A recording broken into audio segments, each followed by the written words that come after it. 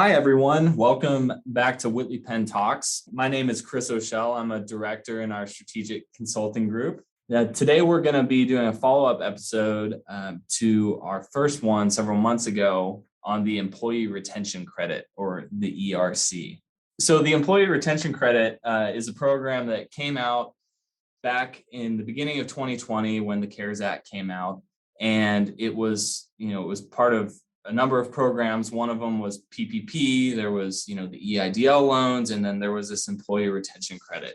And it was something that at the time when it came out really wasn't a great program for most folks, because the legislation was written such that you had to choose to either do PPP or the employee retention credit. You couldn't do both. So for almost everybody, the PPP program was better. And so folks took advantage of that program, and the employee retention credit went to the wayside. Fast forward a year later, at the end of 2020, they changed the rules and they said, now, even if you've taken advantage of the PPP program, you can now take advantage of the employee retention credit program as well.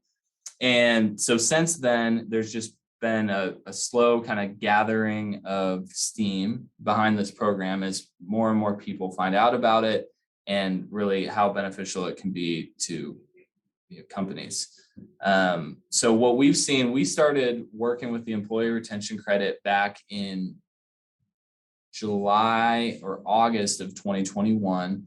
And since then, we've seen it go from really a completely unknown program where everybody we talked to, we were the first persons telling them about the employee retention credit, to now what we're seeing is that there is a lot more education around this program and a lot more people taking advantage of it, but we haven't even scratched the surface of helping all the companies out there that qualify for this.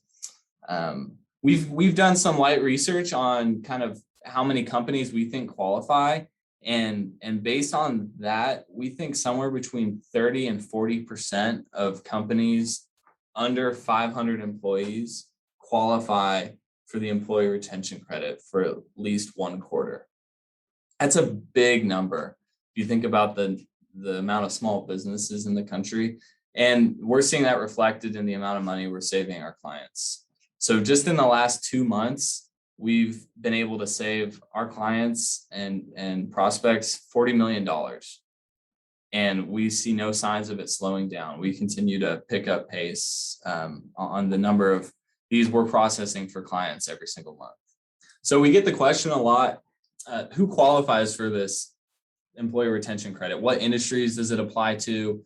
Can non-for-profits take advantage of it? And the answer is anybody, any company, not-for-profit, doesn't matter, can take advantage of this program if they qualify.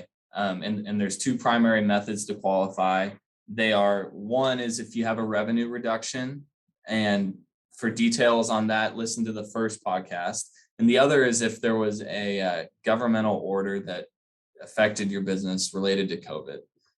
Again, the first podcast can give you some more details on that.